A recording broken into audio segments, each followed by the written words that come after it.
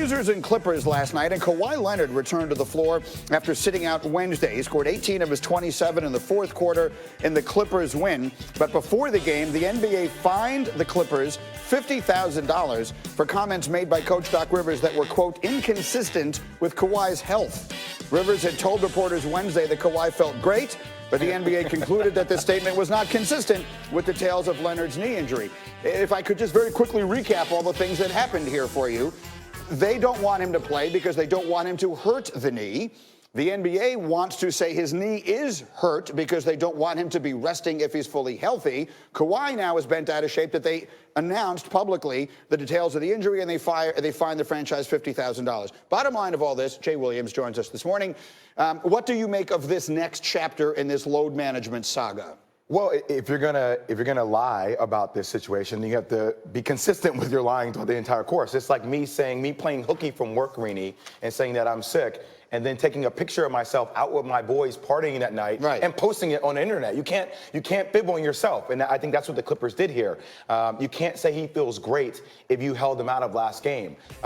We all know what they're doing, but you have to still abide through the NBA's rules. Yes, you know what? I totally feel for the NBA's role in this, and I'm on their side completely because down deep in their hearts, I believe the people making these decisions in the New York offices of the NBA are on my side of this debate. They don't want these guys sitting out these games, and they can't just tell the world, yeah, this game isn't important enough because we want Kawhi Leonard to be healthy when we get to the end. But at the end of the day, it's a charade, right? We know it's a charade. He obviously could have played the other night. So if you're going to fine him $50,000, I guess it doesn't make that much difference. No, it doesn't. And what's $50,000 in the big scheme of things with a team like that? The owner of that team is worth $20 billion. It's like, great, we'll take $50,000. He has $50,000 right now in the cushions of his couch. At the end of the day, this is just the way it's going to be all year long, right? With a guy like Kawhi. Maybe he's not the perfect example, though. Is this something we're going to see all across the league? I think it's going to be something we're going to see with Kawhi. I think it's also going to be something we may see with guys like LeBron James may have to do this later on throughout the season.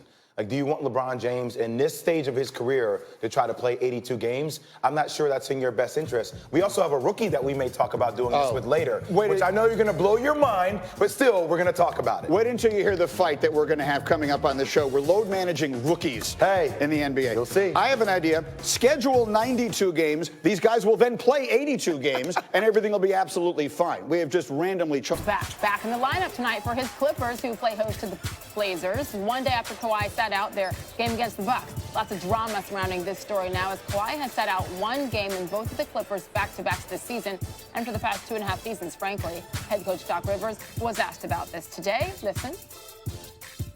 What's the plan for future back-to-backs with Kawhi? We don't have a plan right now. You know, obviously, he hasn't played in a lot of back-to-backs.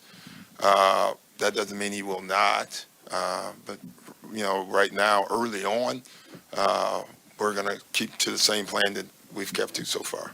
I think Kawhi made the statement he's never felt better.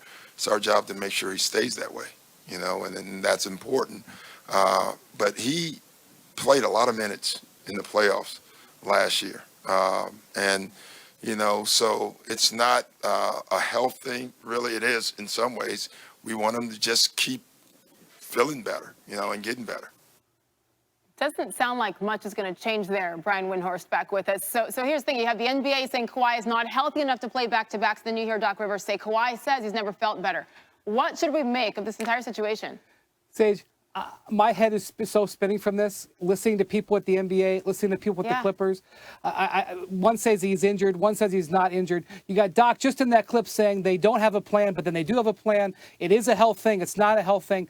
Okay, here's what we're going to do. I'm going to push away everybody who's trying to spin me, and I'm going to tell you what I'm going to do. I'm going to evaluate Kawhi Leonard on actions, not words, because this is a man who has had a plan with his actions over the last couple of years, and he has always thought stuff out way more than we've ever thought.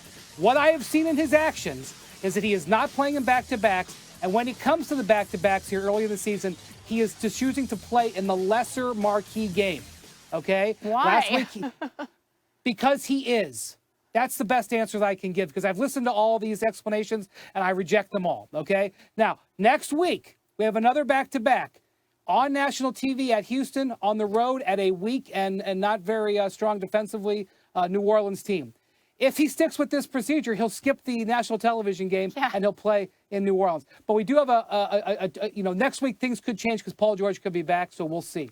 But that's where I'm at right now, and we'll have to see how that happens. But I'm not listening to any more ridiculous explanations. No, I don't blame you, but if he's not playing in them early in the season, why would he as the season goes on towards the playoffs? Okay, we'll see. The other big story tonight in the NBA is Kemba Walker returning to Charlotte to face his former team for the first time as a Celtic.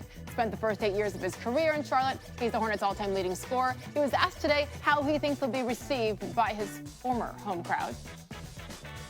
Oh, nothing but positive things. I mean, I hope. I don't think I did anything wrong, you know what I mean? I did an interview yesterday, and he asked me the same question, and I don't even know why that question should even brought up. It should be brought up, honestly. I think it should be all positive. I'm just going with the flow. Obviously, I'm really excited to be back, to see all of my old friends, my old teammates, the people who work in this building to keep this building up. They loved him in Charlotte. They certainly miss him there. Wendy, the Celtics enter tonight at 5-1. Kemba's playing really well, averaging 26 points per game, his highest of his career. It's early. But what are people saying about Boston's chances in the East now with him? Yeah, and Gordon Hayward's coming off the highest scoring game of his career. But when you talk to scouts and executives, they believe that the Celtics' success this season will not come down to Kemba. It'll come down to Jason Tatum and Jaylen Brown. They're two young guys. Those guys' improvement is going to determine where they get this season. That's what we're going to be watching all year. But tonight is Kemba's night. By the way, Celtics again expecting to get Jaylen back after missing the last 3 games because of an infection in his leg. So things trending upward for the Boston Celtics. Brian Windhorst, thank you. Or not to play. We're not talking about load management. We're talking about Tua. Nick Saban sat down with Tom Rinaldi to discuss his star quarterback and whether Saban thinks Saturday is a playoff game. But first. Well, the most highly anticipated rookie in NBA history had surgery 17 days ago. Today, he spoke to the media for the first time. Zion Williamson continues to recover from a torn lateral meniscus in his right knee. He said from the beginning he felt some pain after the Pelicans' preseason game against the Spurs October 13th. Had the first surgery of his life, he said, on the knee 8 days later. He spoke today. It's going very well. Day by day, getting better, and I think it's going very well.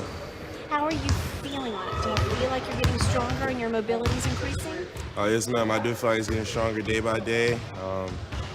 The trainers and stuff are telling me day by day it's getting stronger, and I can feel the difference each day.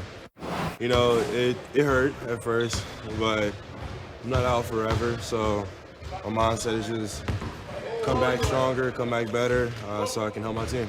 You know when you hurt the knee? Do you know can you pinpoint a time or? It was just after the San Antonio game, felt some soreness, and when it got checked out, and found out. And this was your first real surgery, correct?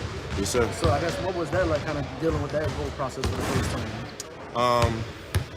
It wasn't, to me, it wasn't as nervous. It was just kind of, all right, let's go in, let's get it done, and let's start the recovery process. When do you think you'll be back, Zion? I'm just kind of taking it day by day. It's just, I think when I'm ready, no real timetable. When I'm ready, I'll come back.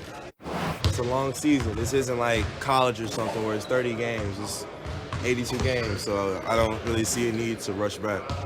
So just from talking to the doctors and stuff like that, what are the steps you have to go through before they feel comfortable with you getting back on the practice court? Just getting back to myself. When they feel like I'm back to myself, they'll let me play. Like, simple as that.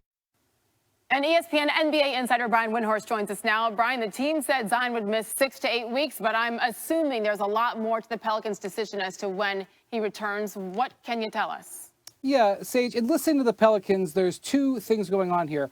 On one hand, he's recovering from a significant surgery. That is, they have to do a regular rehab. On the other hand, they want to make sure that his knee is going to be as healthy as possible going forward. Remember, he had a knee injury in high school, he had a knee injury in college, he had a knee injury in summer league, he had a knee injury in preseason. So this is a situation that they know is going to take some time.